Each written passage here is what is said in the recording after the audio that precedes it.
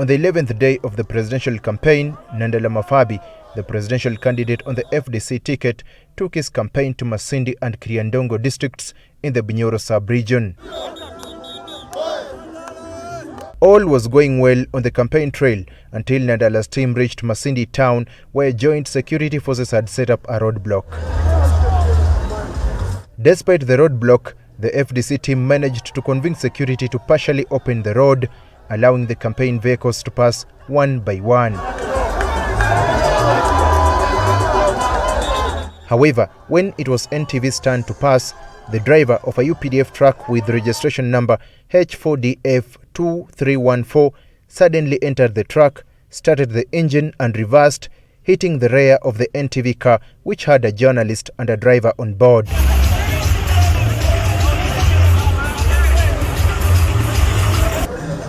Police. Our car is dead. What are we going to do? The situation quickly escalated as journalists from various media outlets, along with NTV, demanded answers from security as to why the media car was targeted.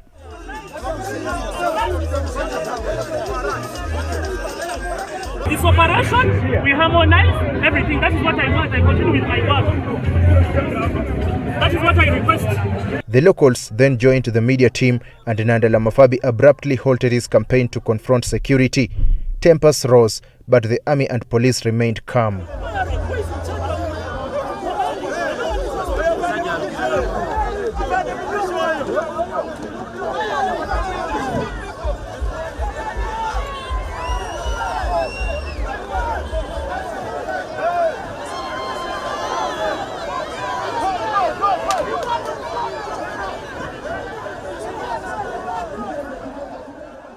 Ultimately, the commander of the operation refused to provide any answers. We tried engaging the senior commanders who were on ground, but none of them even wanted to speak to us to give us an answer why our car was knocked. So we decided to drive to this particular place here, Masindi Police, to record a statement with the traffic police. The motive behind the incident remains a mystery.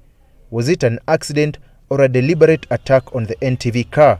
The question remains unanswered, at least for now. Earlier in the day, Nandala held several campaign meetings across Masindi district, expressing that despite it being Independence Day, there was little to celebrate in the country. Are we really independent? When in your home we don't have food, when your children cannot go to school, when the roads are bad, when you go to the hospital you are not given medicine. And that's why we're asking for change, so that the 40 years of the M7 can be put aside. We must sack him for whatever he has done. What he has not done, he cannot do it now. It needs new blood. He emphasized that the level of poverty in the country remains high, with many people still struggling to afford basic necessities. Nandala also pointed out the poor condition of most roads across the country, attributing the loss of funds meant for infrastructure development to corruption. When you say gains, I don't know if these are gains. This is suffering. And you see this place is economically lowered. We have trees, we have maize, we have sugar canes. Mention it. How can you have such a road in Uganda in 63 years? He promised that if elected as the president of Uganda in 2026, his main focus would be on combating corruption and reducing taxes to allocate funds to support small businesses, aiming to decrease poverty rates. I have seen our businesses, small ones, are suffering because of taxation and lack of money. We are going to remove taxes on small businesses and give you capital so that you can do business. Our mothers and fathers who are doing small businesses are going to be supported without taxation, so that they grow and become big. They will be the biggest suppliers to government entities. Where the government needs tomatoes, it should be our mothers to supply the government.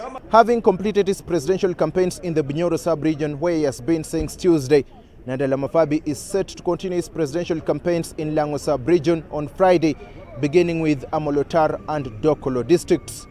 Daniel Kibet, NTV, in Masindi town.